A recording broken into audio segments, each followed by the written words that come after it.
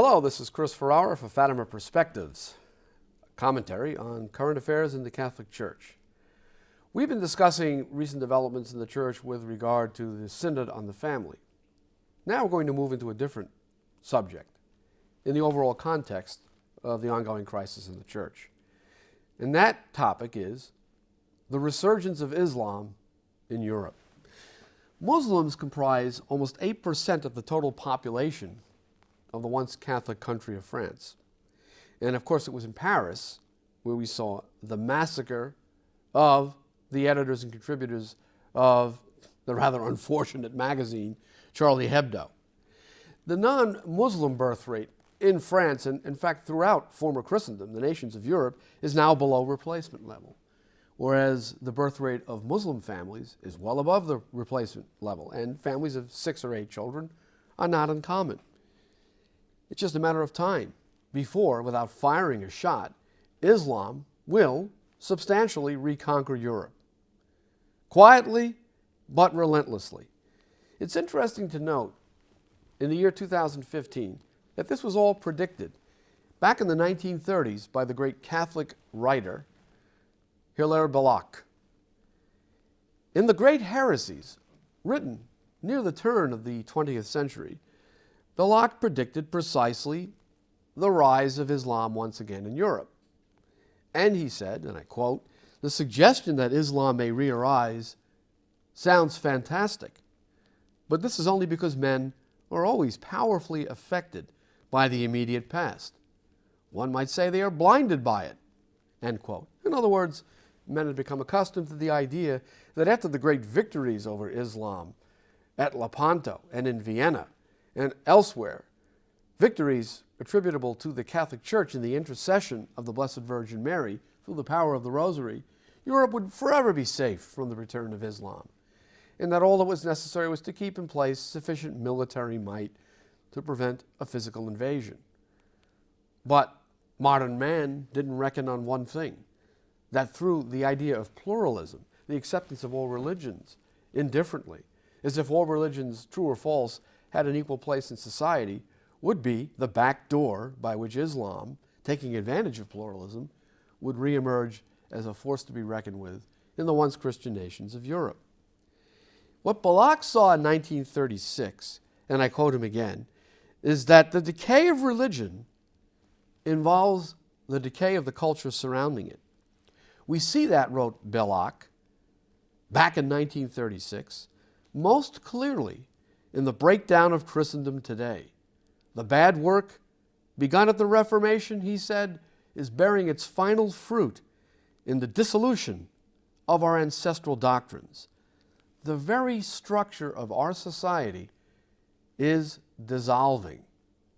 He said that almost 80 years ago. What would he think if he were alive today? I don't think he would believe the level to which the once Christian nations of Europe have sunk. A degree of moral depravity that even the most pessimistic popes before the Second Vatican Council could scarcely have imagined. And it's in the midst of this development, the spiritual and moral disarmament of the once Christian West, that Islam is making its comeback. Because, as Belloc noted in 1936, among the Muslims, quote, "there has been no such dissolution of ancestral doctrine. Nothing corresponding to the universal breakup of religion in Europe. The whole spiritual strength of Islam is still present in the masses of Syria and Anatolia, of the East Asia mountains, of Arabia, Egypt, and North Africa. The final fruit of this tenacity, the second period of Islamic power, may be delayed, but I doubt whether it can be permanently postponed." This is truly a prophecy for our time. It might have been delayed, but it could not be postponed. And now it is happening before our very eyes.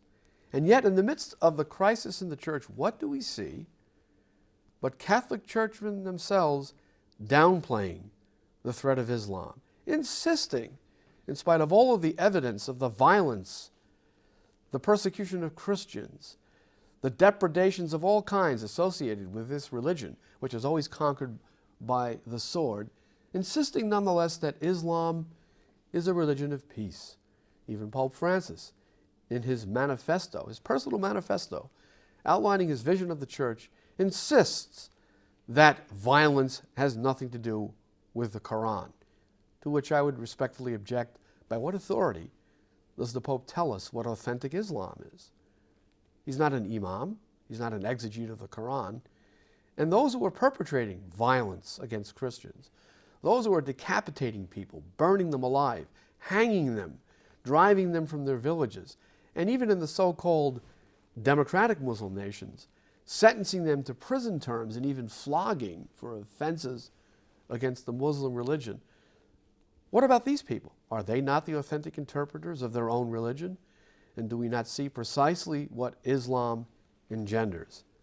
I think of what Pope Benedict XVI said about Islam in his famous Regensburg address, which brought the wrath of the world down upon him, when quoting the Byzantine emperor Manuel II Palaeologus in a dialogue with a Persian interlocutor about the nature of Islam. When Pope Benedict pointed out, by quoting this emperor, that the religion of Muhammad is intrinsically connected to violence. It has always been spread by the sword and has not added anything new in terms of religious truth, but only the idea of conquering by conquest the whole world for this religion contrived by Muhammad.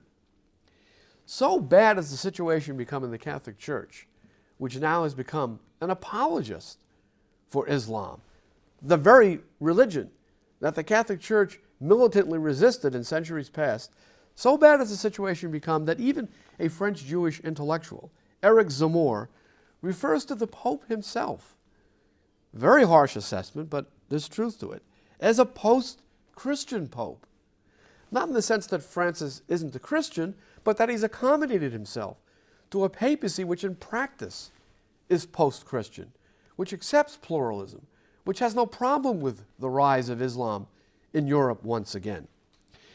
Zemmour goes on to say that the church seems to be filled now with adherents to a Christianity without dogmas, and that the Pope is adored by contemporary progressives who have thrown away what is sacred into the dustbins of history.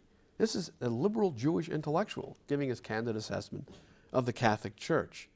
And what did Our Lady of Fatima say in the beginning of the Third Secret? In Portugal, the dogmas of the faith will always be preserved. What we are witnessing as Islam rises again in Europe is the erosion of dogma outside of Portugal, throughout the Catholic Church, in the midst of what is now obviously the greatest crisis in her entire history. For Fatima Perspectives, this is Chris Ferrara.